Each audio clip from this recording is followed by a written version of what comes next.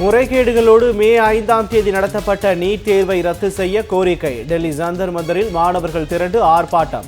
ஒன்றிய அரசுக்கும் தேசிய தேர்வு முகமைக்கும் எதிராக கண்டன முழக்கம்.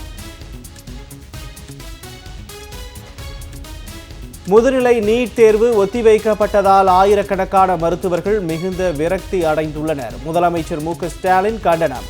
தொழில்முறை படிப்புகளில் நேர்மையான சம வாய்ப்புள்ள தேர்வு முறையை ஏற்படுத்த வேண்டும் என்றும் வலியுறுத்தல். நீட் தேர்வு முறைகேடு தொடர்பாக 6 பக்க விசாரணை அறிக்கையை ஒன்றிய அரசிடம் தாக்கல் செய்தது பீகார் காவல்துறை. கேள்வித்தாள் கசிந்ததற்கான ஆதாரம் உள்ளதாக அறிக்கையில் தகவல். சுதந்திர இந்தியாவின் வரலாற்றில் இதுபோன்ற மோசமான தேர்வு நடைமுறை ஒருபோதும் இருந்ததில்லை. நீட் முறைகேடு குறித்து கல்வியாளர் ஜெயபிரகாஷ் காந்தி வேதனை.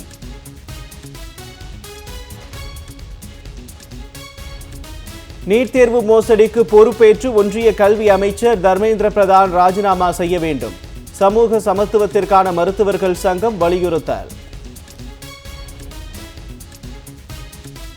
ராமேஸ்வர மீனவர்கள் 22 பேர் இலங்கை கடற்படையினரால் சிறைப்பிடிப்பு.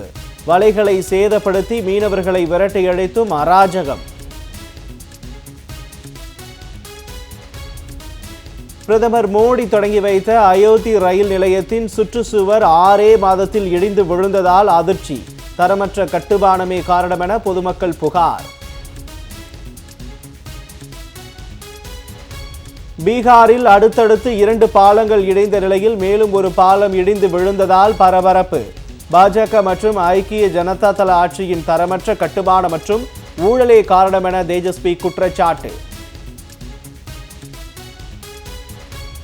பரபரப்பான அரசியல் சூழ்நிலையில் நாளை கூடுகிறது 18வது மக்களவையின் முதல் கூட்டத்தொடர். நீட் தேர்வு முறைகேடு உள்ளிட்ட பல்வேறு முக்கிய பிரச்சனைகளை எழுப்ப எதிர்க்கட்சிகள் ஆயத்தம். இடைத்தேர்தல் நடைபெறும் விக்கிரவாண்டி தொகுதியில் திமுக நிர்வாகிகள் சூறாவளி பிரச்சாரம். திமுக வேட்பாளர் அன்னியூர் சிவாவிற்கு வீடு வீடாக சென்று ஆதரவு திரட்டினர். கேரளா மற்றும் கர்நாடகாவின் சில பகுதிகளில் அதி கனமழை பெய்து திடீர் வெள்ளப்பெருக்கு ஏற்பட வாய்ப்பு. இந்திய வானிலை ஆய்வு மையம் அபாய எச்சரிக்கை. தமிழ்நாட்டில் தென்மேற்கு பருவமழை வழக்கத்தை விட 129% கூடுதலாக பெய்துள்ளது.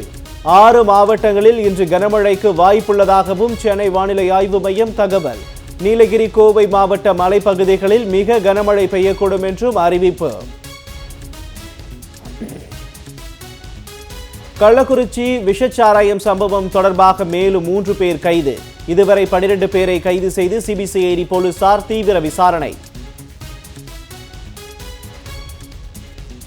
சேலம் மாவட்டம் ஆத்தூர் அருகே அதிமுகவை சேர்ந்த சாராய வியாபாரி கைது. 80 பாக்கெட்டுகளில் வைத்திருந்த 40 லிட்டர் சாராயத்தையும் பறிமுதல் செய்து காவல்துறை நடவடிக்கை. விஷச்சாராய மருந்தி புதுச்சேரி ஜிப்மர் மருத்துவமனையில் சிகிச்சை பெற்று வந்த 5 பேர் வீடு திரும்பினர். பாதிக்கப்பட்ட மேலும் 12 பேருக்கு தொடர்ந்து தீவிர சிகிச்சை.